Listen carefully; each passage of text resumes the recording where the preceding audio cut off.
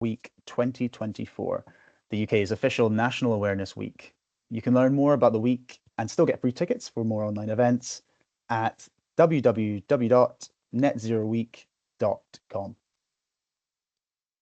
So hello everyone, my name is Thomas Billam and I am a Net Zero Business Support Officer at Scotland's International Environment Centre, which is based out of the University of Stirling. Alongside me today is my wonderful colleague, Michelle Mitchell. Michelle, would you like to introduce yourself? Oh, too kind, Thomas. Thank you. Yes, my role is business engagement and innovation. So I act as a conduit between business and academia. And I'm at Scotland's International Environment Centre. Thank you, Thomas.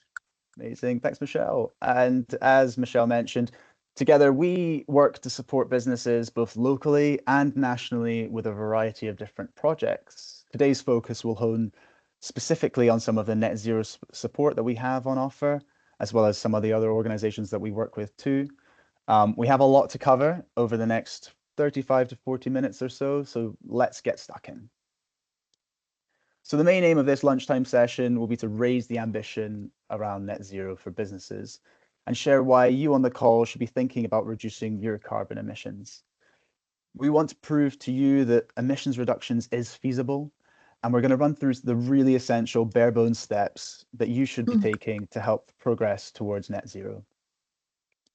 Now, I'm sure many of you on the call already have your reasons. You joined this call throughout your lunchtime anyway, and you're at least giving up some of that time to explore it. But let me just start with 4 key reasons I like to share anyway to get people thinking and motivated to take action.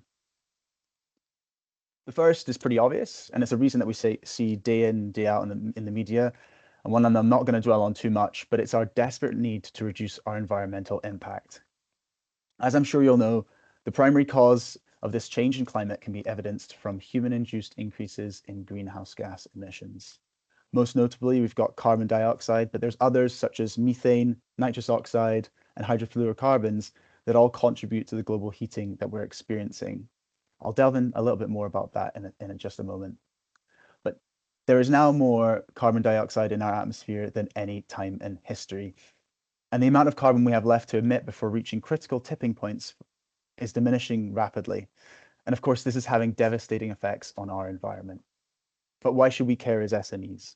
Well, a recent British Bank survey found that small businesses account for half of all UK business-driven emissions.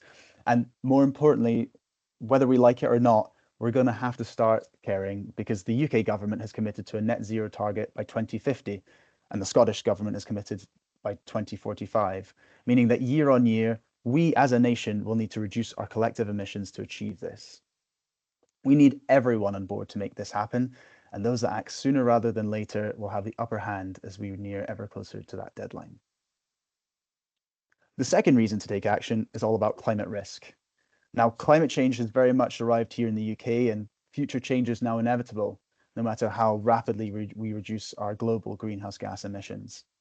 And changes in our climate will bring impacts, and those impacts, some of which we've already seen, to every part of the country.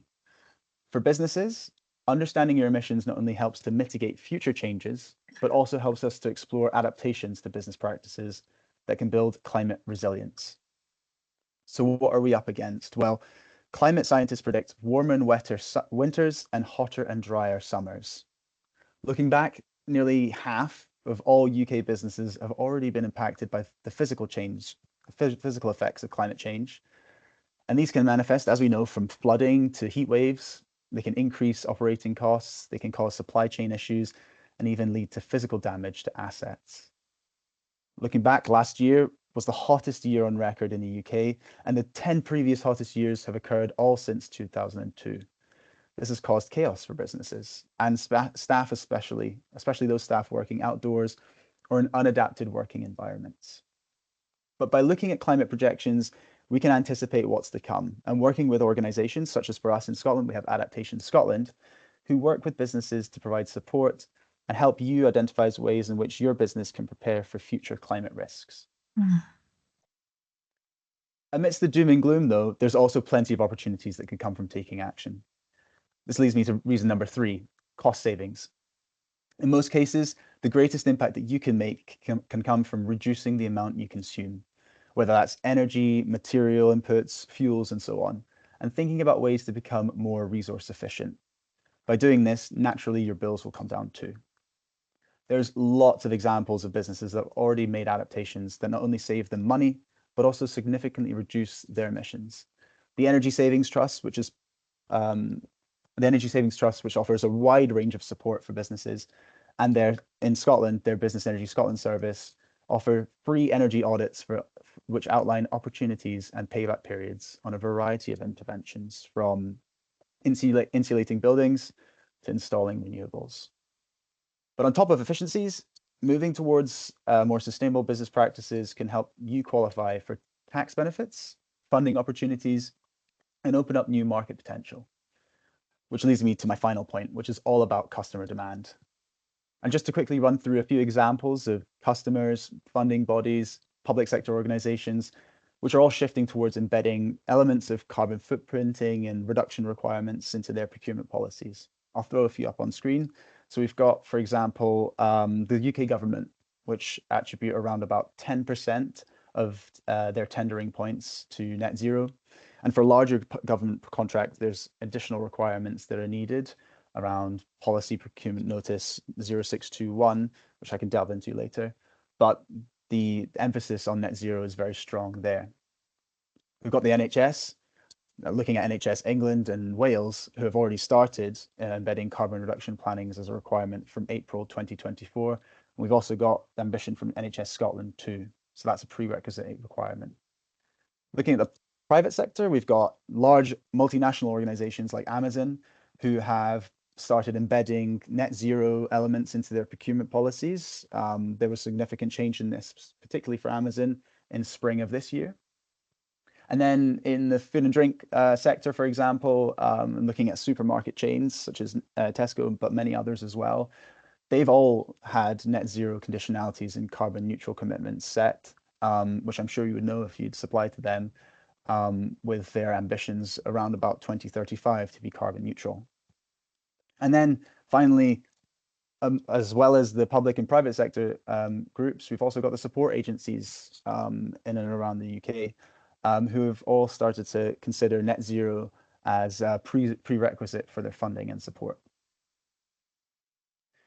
So given that the asks for businesses are increasing, I thought it'd be really useful to run through what those essential steps are that your business must take to effectively reduce their emissions. And it's all about 3 key steps. The first being understand, making sure that you and your team and the wider organization understands what's at stake and what requirements are going to be coming towards you on the horizon. Being carbon literate, just learning the basics, can really help alleviate the pressure and inform that decision making. Once you understand, then once you understand that wider net zero context, it's now time to get measuring. Measurement is essential, and it's essential that a business has a baseline understanding of their emissions first and foremost, before that they can then take that final step, which is taking action. So when we know our carbon footprint and what that looks like, we can start build together an important plan of action. And to explain a little bit what I mean, I'll drill down deeper into each one of these. So with the first being understand, a question you might ask is, well, what do I need to know?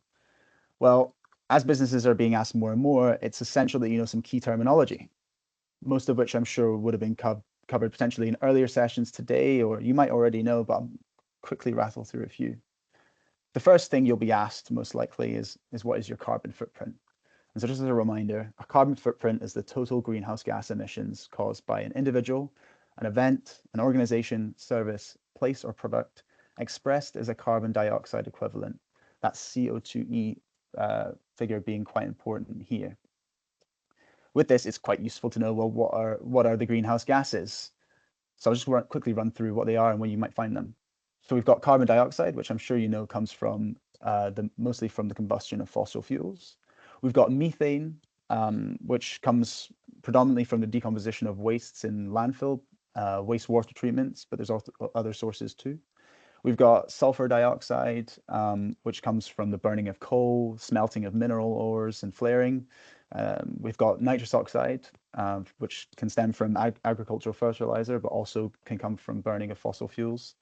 And we've got the hydrofluorocarbons, which are refrigerant gases, which are highly potent. You find them mostly in refrigerants, but they can also be sourced from solvents and fire retardants too. And then water vapor itself is a greenhouse gas, which comes as part of the combustion process. Each one of these gases in their growing quantities are contributing to this greenhouse gas effect, which is trapping heat from the sun near the Earth's surface and preventing it from being reflected back into space. Worth mentioning, though, is that each one of these greenhouse gases has different lifetimes, the amount of time that they spend in our atmosphere, and global warming potentials that affect their potency. To make things easier, instead of keeping track of levels of each one, we express our total footprint as an equivalent to carbon dioxide, as that's the most abundant in our atmosphere, hence why we use that CO2e figure. It's important, though, that whilst we use carbon often with carbon reduction planning and carbon footprint, when we mean carbon, we often mean these wider greenhouse gases. Finally, now that we know about what our greenhouse gases are and what a carbon footprint is, knowing what we mean by net zero here is crucial. So net zero is all about reducing the amount of greenhouse gases that we are responsible for emitting as much as possible before making considerations to balance them with carbon removals or offsets. The aim of the game for small businesses here is all about reduction, with corporate reduction standards such as the Science-Based Targets Initiative, or SBTI, urging businesses to halve their emissions by 2030 and then reduce their emissions further by 90% by 2050. This is the challenge that individuals, countries, but in this case, companies all face. And it's important to remember, everything we do will emit a certain amount of carbon, from transporting goods and services across the world to storing emails in an inbox to even delivering this webinar, and we're investing in a pension. So it's really, whilst it might not seem like it, net zero is applicable for every business, whether you're a micro organization behind a laptop on your own, delivering a software as a service, or you're a multinational organization with offices across the world. But some activities emit more than others, and that's why it's important to follow the second key step, which is all about measurement, which might lead you to a second question. Well, measurement, what do we need to measure? Well, knowing the exact amount of greenhouse gas emissions related to what we do isn't easy, but a way to better understand what emissions we're responsible for is to think of them in terms of three separate scopes. The following diagram from the Greenhouse Gas Protocol helps to outline what I mean by these scopes in detail. But just to quickly run through, we've got our Scope 1 direct emissions. These come directly from emissions burnt on site or that a company generates from its business activities. Things like burning fossil fuels within our company vehicles, or looking at our company facilities, whether we burn gas on site here. Then we have Scope 2, which covers indirect emissions from purchased energy. Most likely we'll see that coming from our electricity bill, or if we purchase in heat, that's within the Scope 2 indirect category. And then there's Scope 3, which covers indirect emissions in the value chain. That's literally everything else. You'll often find that the majority of your emissions will fall within the Scope 3 category. With this information that you can see here, we can take a look at our own business operations and think about what data we have at hand that we can use to build a carbon footprint. To get things started, it's best to consider the elements that we have the greatest understanding and control over. Thinking about building a carbon boundary here is quite important. What we can do is, to get things started, we can begin with our Scopes 1 and 2 emissions, which I mentioned before, mostly comes from our gas and electricity consumption. And then we can add things like business travel, waste, and water. We then take activity data that we can find in our bills. For example, kilowatt hours for electricity, liters of diesel, kilograms or tons of waste. And then we times these by an emissions factor to get that total amount of CO2e, our carbon footprint figure. And there you have it. Once you have that data, it's actually pretty easy. But to make it even easier, there's a whole host of online calculators and support services out there that you can use to add all of this information up. I'm going to share an example of just one in a second. But that leads me on to the final step, which is all about taking action. So for a final question, taking action, well, what do we need to do? Well, once you have that carbon footprint in place, including this in a carbon reduction plan is the next key step to show not only your customers, your funding bodies and competitors that you're taking action, but also helps to prove to yourselves that businesses, achieving emissions reductions is feasible. At its core, a carbon reduction plan can be a super simple document that showcases your emissions, a commitment to achieve net zero by a certain time frame, and an outline of those key actions your business will take to get there. Splitting this list of actions into manageable chunks over the short, medium, and long term can really help clarify what needs to be done. Coming up with actions your business can take can be daunting, but whether it's as simple as just gathering your data as a specific action, or looking at converting halogen bulbs in your offices to LEDs, or contacting your suppliers and finding out more what sustainable alternatives there are for the products and services you buy in, there's lots of support out there to help point you in the right direction. And we're going to run through some of those in just a moment. But for many, this is new territory, and we might not get it right for the first time. We probably won't get it right for the first time. So finding the right solutions, it can take trial and error, but sharing progress and understanding about what solutions are working and ones that are not is vital. Revisit your plan, build it, and then revisit it on an annual basis as a minimum to keep the conversation alive with your staff, your customers, and your communities. As I said earlier, to make it to net zero, we're going to need everyone on board. So use your plan as that opportunity to bring everyone together. To help you in creating your own carbon reduction plan, a free-to-use service that we've been recommending for businesses is this. It's the SBCC Climate Action Hub. It's a free-to-use e-learning resource developed by the Scottish Business Climate Collaboration partners to help your business understand the climate crisis, measure your impact, and then take action to reduce emissions, just as I mentioned before. It helps to elaborate on the many topics I've just whistled through, with e-learning modules on topics ranging from entry-level climate science to carbon emissions related to our business practices. Users of the platform can have free access to a dashboard to track their carbon literacy across the organization and use the tools to calculate their own carbon baseline and develop that carbon reduction plan. You can register for free, no matter where you are in the UK, and explore the learning content and tools by visiting www.sbcc.group. Unfortunately for us, we have a fantastic ecosystem of support for business when it comes to net zero. For example, the one I brought up earlier from Business Energy Scotland, which is part of that wider UK Energy Savings Trust, who offer free energy audits for businesses. We've also got funding competitions such as Scottish Edge and Converge, which support innovation in a variety of sectors, but with a dedicated net zero funding pots for each. Even our wider support programs and services, they've all been gearing towards net zero. So we've got the likes of the National Manufacturing Institute of Scotland and the Just Enterprise, who support the third sector, who are all considering net zero from their own perspectives, providing insight and solutions for you no matter what you do. But no matter where you are in the UK, it's important to reach out to the services that are near you. You can chat with your local authorities or trade associations or get in touch with business advisors in your local area. And as long as net zero is on the agenda, support in terms of advice and funding will increase. An often overlooked source of help for you, wherever you are in the UK, can be found through your local higher and further education institutes. The roles of universities and colleges are changing, and they're gearing more towards support for local communities. For example, we at the University of Stirling have a lot to offer.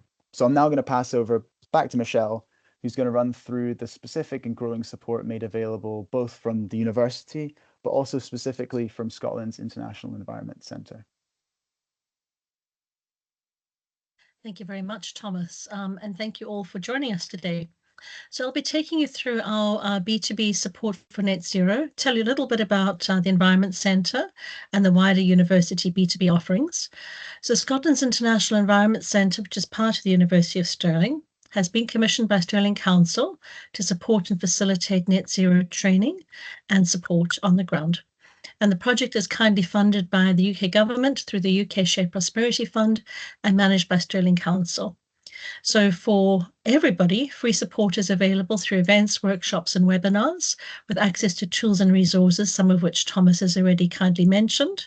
And then for one-to-one dedicated support, resulting in a carbon reduction plan, we will matchmake Stirling SMEs with an intern overseen by a project management team. Thank you, Thomas. So by engaging in the net zero agenda, there are plenty of business benefits, and I'm just going to share some of those just to emphasize what has gone before with Thomas's presentation. So you can make cost savings by making efficiencies, and by learning how to identify carbon hotspots within your business, you will in turn identify areas of high usage, be they in energy, water, materials, or excess waste. And developing a carbon reduction plan will also help ease the burden of reporting. Next slide, please. Thank you. Carbon reduction also means energy reduction and finding energy efficiencies. You can see there's a recurring theme here. So net zero planning also encourages the installation of renewable technologies, which in turn reduce energy costs and improve security, both in terms of supply and finance. Carbon reduction, beg your pardon, just a minute. It could also be the missing piece of the puzzle that's holding your business back. To be considered for funding, some funders are insisting that businesses have a carbon reduction plan in place, as already previously mentioned. And a practical example in Scotland, a Scottish enterprise for grant funding over £10,000, you must have a plan in place. And as Thomas mentioned earlier, but it's worth repeating, carbon reduction planning is essential to secure future businesses. Net zero or sustainability ranking can count for up to 20% of tender scores. So suppliers who can evidence a plan to reduce their carbon footprint often gain a competitive advantage when securing contracts. And being net zero will not only attract, but will help you retain customers. And let me quantify that. If you consider millennials as a demographic, they make up a quarter of the world's population, which is quite astonishing. That's 25%. And they're driven by strong brand values, with a vast majority wanting brands to be both environmentally friendly and ethical. Next slide, please.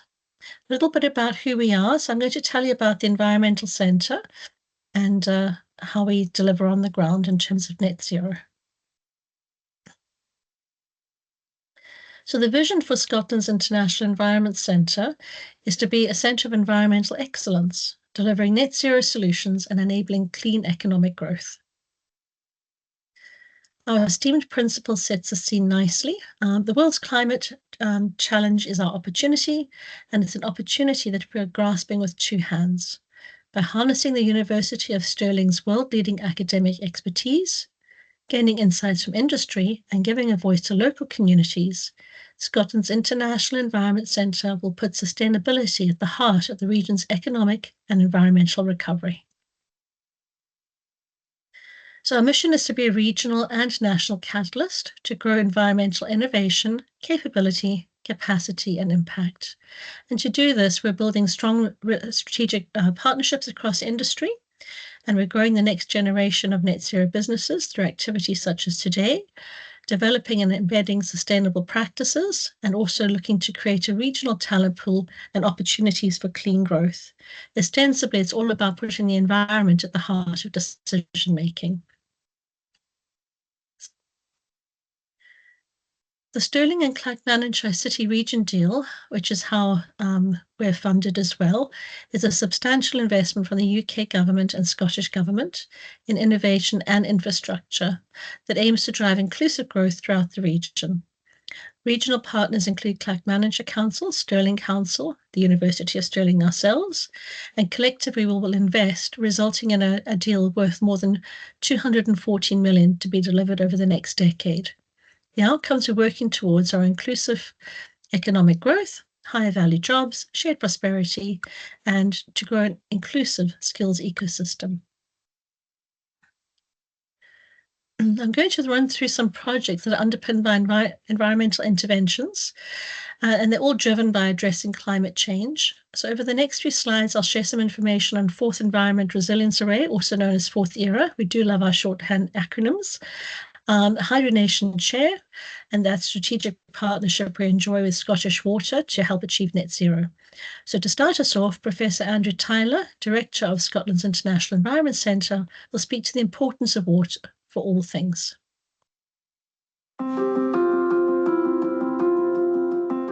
We're living at a time when the environment is changing at a rate that is unique in our planet's history. Water is at the core of our life and economy. It is the primary medium through which we are feeling the effects of a changing climate. Managing the water cycle at the catchment scale has a potential to increase our resilience to extreme events, flooding and droughts, reverse biodiversity declines, and increase our carbon storage, helping us to reach net zero more quickly. Water and wastewater offers opportunities for the sustainable resource recovery, the development of the circular economy, and energy recovery or generation. Water can contribute to a green economy, making a significant contribution to our transition to a net zero society.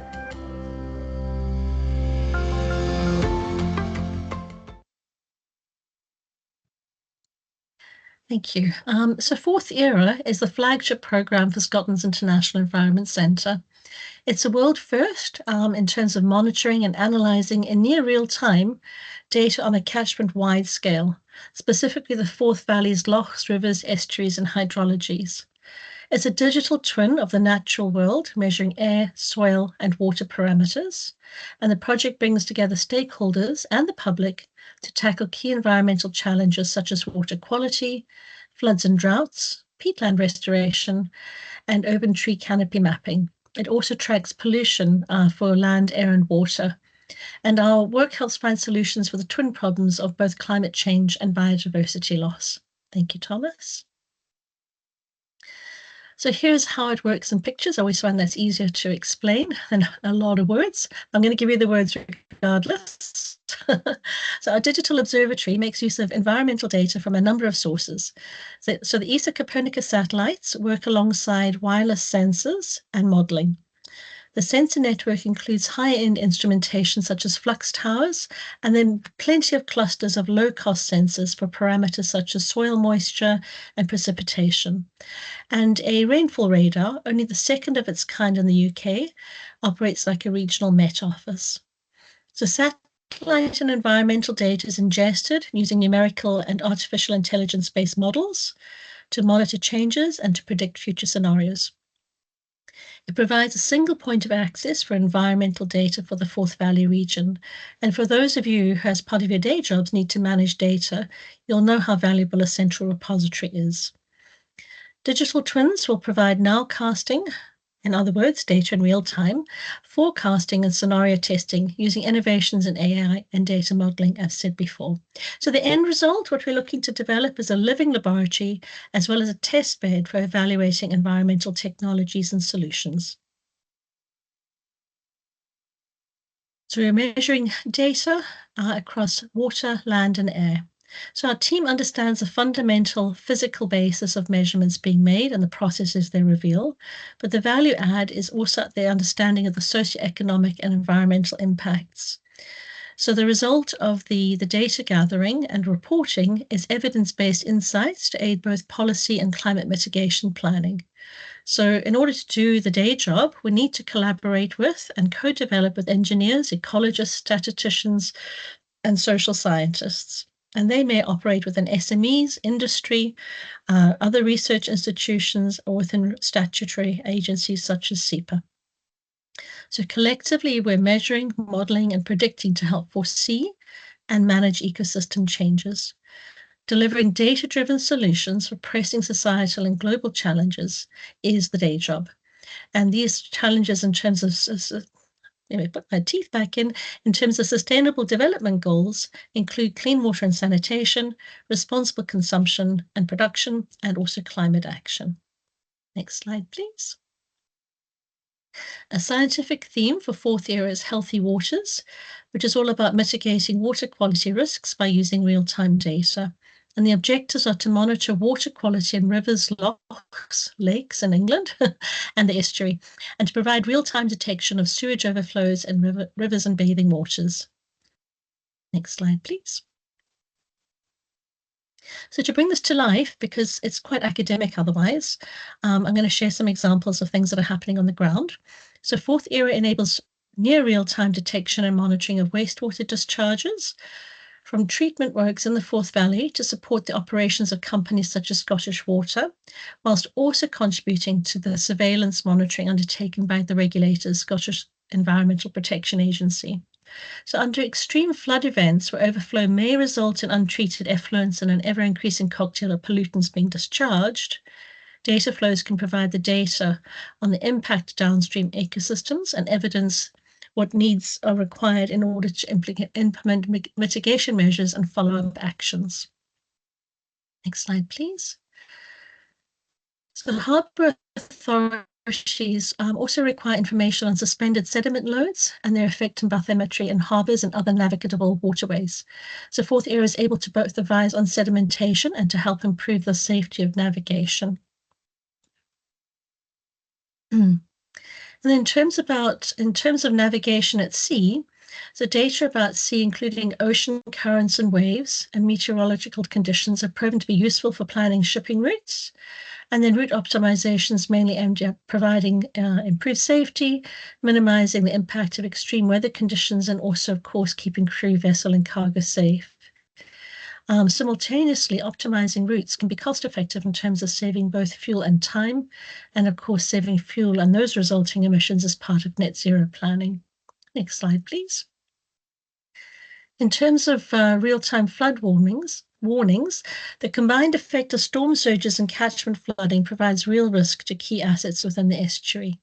So Forth Era will be providing monitoring and modelling capability to assess effective mitigation strategies. It's climate adaptation in practice.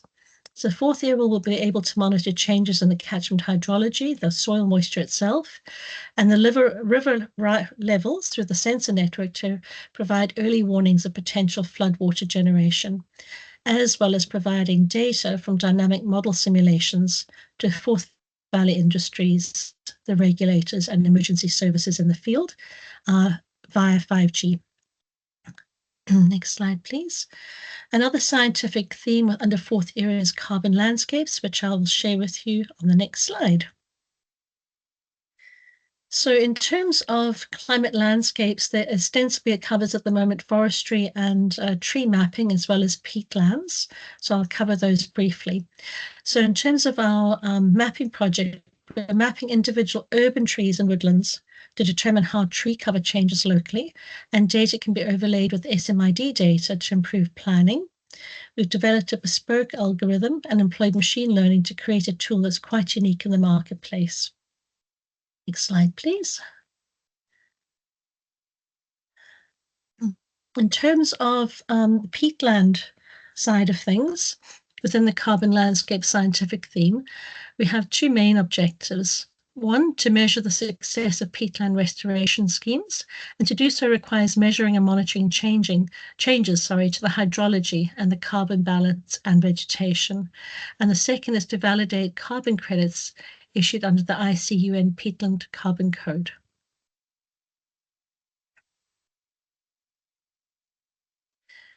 Now, in terms of the peatlands, we're focusing our attentions on 5 peatland restoration areas where works have already been underway, and we're looking at the effectiveness of those works. So a lot of complicated kit is being installed in situ to measure fluxes of carbon dioxide and methane, and then changes in the landscape and the peatland soil moisture all help to tell a story about what's happening on the ground and in the air. Next slide, please. The Forth Climate Forest is a tree planting initiative with a very ambitious goal of planting 16 million trees across the region by 2033. It aims to tackle both climate change and biodiversity loss.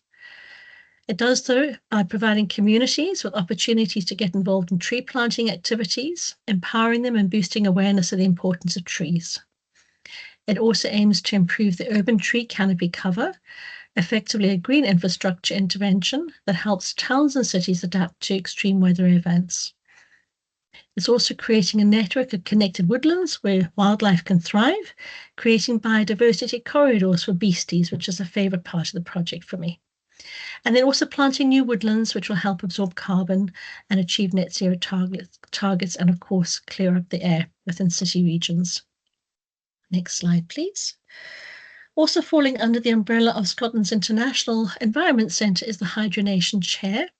This is a commercial partnership valued at 3.5 million, funded by Scottish Water through the SFC. And it's a programme of collaboration that brings together research and innovation communities to support Scottish Water and the wider water sector to deliver on net zero ambitions. The main mission is to support and grow an agile research and innovation community, enabling Scottish Water to transition beyond net zero by 2040. So Hydronation Chair effectively acts as a catalyst to grow research and innovation capacity that enables Scottish Water to achieve its strategic ambitions and position Scotland as a world-leading hydro nation.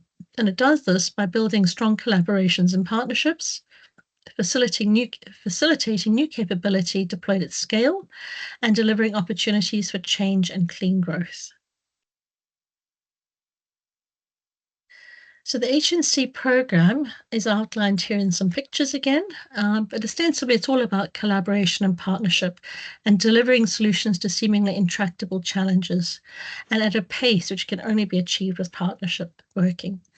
So Crucible events are mission-led and invite participation across sectors and organisations to unpack key challenges and identify workable solutions within business, industry, regulation and communities. It's like a sprint session where you hit a problem really hard and then look to innovate across a collaboration.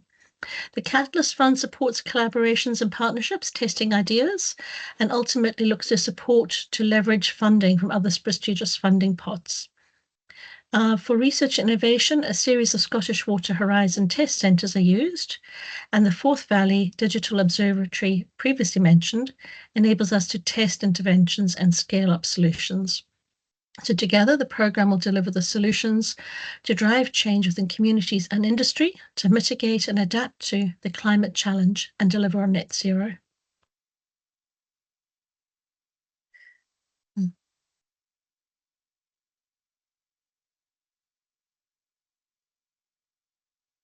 Right, the technology program has effectively 3 tiers: education, facilities and collaboration. The education aims to deliver in an engaging and impactful way to grow talent and support business innovation. We're opening doors to facilities, be they co-working spaces or laboratories or fit-for-purpose manufacturing space. And then collaboration with partners supports our flourishing ecosystem, and partners may be partners in marketing or support partners or financial partners. Thanks, Thomas. Then the PLACE program is about place, as you'd imagine, placemaking and engagement. So PLACE is about addressing urban and rural challenges, again, at scale. Placemaking is about developing approaches to ensure that climate action is sensitive to place and that place designs and plans take full account of future water management. And then engagement relies on comprehensive engagement with stakeholders who often have differing agendas to achieve water resilient places. So I'm going to briefly talk about how universities can support yourselves within your business. So being part of an academic ecosystem has plenty of advantages, and I'll outline those quite briefly. So access to cutting edge research, because universities by their very nature are at the forefront of research and development. By partnering with the likes of the University of Stirling, a business can leverage the latest findings and technological advancements to stay competitive and innovative. Knowledge transfer. Universities are hubs of knowledge and expertise, and collaborations facilitate the transfer of academic insights to practical applications, enhancing the business's strategic and operational capabilities. And then working with us can spark innovation, stimulate new thinking, help you embrace emerging technologies, and of course access talent to help with new product development, process improvement, or open up new markets. So by tapping into the academic ecosystem, businesses can drive growth, improve efficiency, and maintain a competitive advantage. There's plenty of business support on offer, and you'll be pleased to know I'm not going to go into great detail about it because it is extensive. So what I'll do is provide you a flavour. And if you have any particular questions, please reach out and we'll answer and guide you. So research and innovation supports consultancy and contract research, and we're always looking to grow our partnerships for working on projects and funding bids too. We can help increase your capacity through knowledge transfer partnerships, and the Stirling Management Business School welcomes problems for their students to solve, real-world problems, if you will. As you'd expect, our students can be employed for projects, research, or employed into your business as interns. And of course, what we've covered today, there's net zero support. Funding at a high level comes in the form of innovation vouchers that can afford support from academics in a number of ways. And then the ETP grants support energy and water innovations as well. And KTPs as a source of funding too for your capacity build. And as a research institution, an educational institution, we're driven by skills development. So in terms of what's on offer, net zero training, boy, we've said that a lot. A management course for SMEs are very popular. And we have a graduate apprenticeship in data science, which is ostensibly a free, yes, that's worth saying again, a free 4-year degree paid for by central government. Our enterprise program supports startups from ideation to growth, and short courses are available with credits on relevant subjects to this, such as climate change. Knowledge transfer partnerships are to some very familiar and to some a completely new concept. So it's worth just spending a few minutes explaining how these work. So if you're undertaking new product development or expanding to new markets, or you're experiencing organizational transformation or change, a KTP, knowledge transfer partnership, may be just what you're looking for. So it provides not only grant funding, but increases your capacity. And there are 2 steps to getting engaged in the first instance. Step 1 would be to identify a problem or opportunity for your business. And step 2 is to matchmake with a faculty and an academic supervisor and go from there. And of course, we would support at every stage. And the KTPs are available through many universities, but of course, we'd welcome projects that align with our specialisms. And when I say specialisms, I mean with our faculties. So grant funding is available for companies with projects that are longer term, are innovative, impactful, or challenging to implement, where you do need some expert support. And they run for a year to 3 years, so 12 to 36 months. And the grant allocation is detailed as below, with a very generous 75% for charities or not-for-profits. The projects are supervised by a university academic and delivered by an associate, and it's a fabulous way to grow new talent because associates are often recruited at the end of the project at the client's discretion, and they can be delivered remotely with monthly face-to-face meetings, so location need not be a barrier. So in terms of our faculties and the matchmaking idea, we have 5 faculties: Arts and Humanities, Health, Science and Sport, the Stirling Management School, Natural Sciences and Social Sciences. As such, the breadth of our research and expertise is wide, and partnership working also enables access to our spaces, including laboratories. And what isn't always obvious is how some of the disciplines like computing science and mathematics fit within the structure of the faculties. And in this case, they fall under natural sciences, and that's where we embrace our AI and machine learning capabilities. And those kind of come into their own with projects like Fourth Year. And I think that's everything from me. And I'm going to hand back to Thomas. Thank you for your attention. Thank you very much, Rochelle. And yes, that was brilliant to get an overview of what is available at the University of Stirling and SIEC. And that's it for this lunchtime session from us. I know that we ran through a lot, so please, any questions about the many topics covered, whether it's more information about how your business can reduce your emissions or develop a plan, or how you can actually work more closely with the University of Stirling, please do get in touch. Our email address is up on screen, and that's siec@stir.ac.uk. For those of you in the Stirlingshire area as well, it's also worth highlighting that there's free one-to-one business support available to you. We popped that QR code up on screen as well for you to then be directed to a form which you can fill out We can get back to you with more details. If you haven't got your phone to hand already, do feel free to reach out to the SIEC email address and just get in touch to learn more about what's available to you. But yes, as Michelle said, we'd like to thank you very much for joining this lunchtime session on Net Zero Week, and good luck for any other sessions that are coming up too. But and have a wonderful week. Thank you very much. Thank you all. Bye bye for now.